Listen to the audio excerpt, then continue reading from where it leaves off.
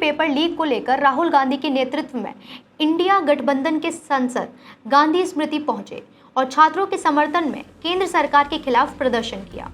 विपक्ष ने शिक्षा मंत्री के इस्तीफे, निष्पक्ष जांच, एनटीए की जवाबदेही और परीक्षा प्रणाली में पारदर्शिता की मांग दोहराई। नमस्कार, मैं हूं पल्ली और आप देख रहे हैं आपका अपना न्यूज चैनल सत्य सर्वोपरि।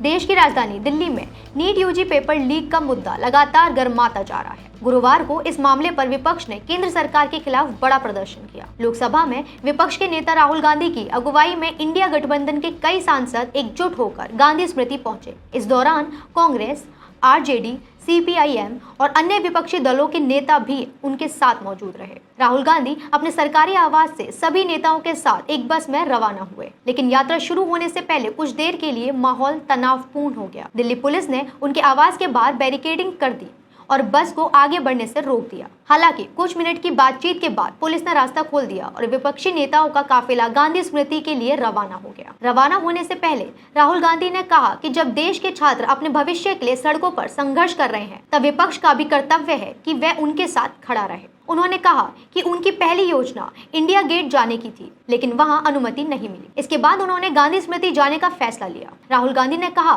कि उनका संदेश साफ है, विपक्ष छात्रों के साथ है और उनकी आवाज सांसद से लेकर सड़क तक उठाई जाएगी। इस मार्च से पहले राहुल गांधी ने अपने आवास पर विपक्षी सांसदों की एक अहम बैठक भी बुलाई। इस बैठक में नीट पेपर लीक, संसद में सरकार को घेरने की रणनीति और छात्रों के समर्थन में आगे की योजना पर चर्चा हुई। बैठक की जानकारी मिलने के बाद दिल्ली पुलिस ने सुरक्षा बढ़ा दी। इलाके में बैरिकेडिंग की गई और बड़ी संख्या में पुलिसकर्मी तैनात किए गए। वहीं कांग्रेस कार्यकर्ताओं की भीड़ भी राहुल गांधी के आवास के बाहर जुट गई। इस दौरान विपक्षी नेताओं ने सरकार पर कई गंभीर आरोप लगाए। आरजेडी सांसद संजय यादव ने कहा कि पिछले 10 वर्षों में देश भर में पेपर लीक के मामले सामने आए, लेकिन अब तक किसी बड़े आरोपी को सख्त सजा नहीं मिली। उनका कहना था कि शिक्षा व्यवस्था में पारदर्शिता कमजोर हुई है और लाखों छात्रों का भविष्य खतरे में है। वहीं सीपीआईएम सांसद जॉन ब्रिटास ने कहा कि गांधी स्मृति जाने का उद्देश्य छात्रों के साथ एकजुटता दिखाना और लोकतांत्रिक तरीके से विरोध दर्ज कराना है। उनका आरोप था कि सरकार छात्रों की आवाज को दबाने की कोशिश कर रही है। नीट विवाद को लेकर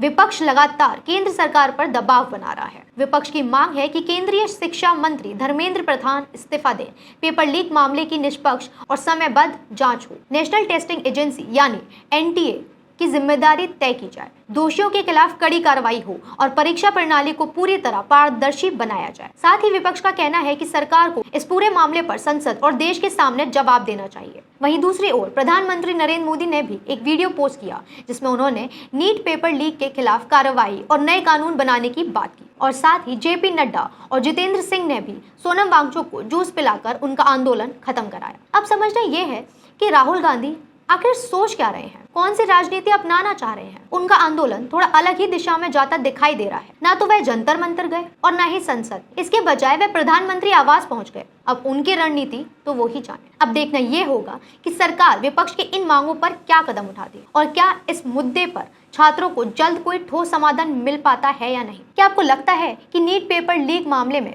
निष्पक्ष जांच के साथ साथ जिम्मेदार अधिकारियों पर भी सख्त कार्रवाई होनी चाहिए? क्या विपक्ष के छात्रों के समर्थन में सड़क पर उतरना सही कदम है या इस मुद्दे का समाधान केवल संसद के भीतर ही होना चाहिए? अपनी राय हमें कमेंट्स में जरूर बताएं और जुड़े रहें हमारे साथ हमारे चैनल पर। इस वीडियो को लाइक, कमेंट और शेयर करना ना भूलें। धन्यवाद। जय हिंद।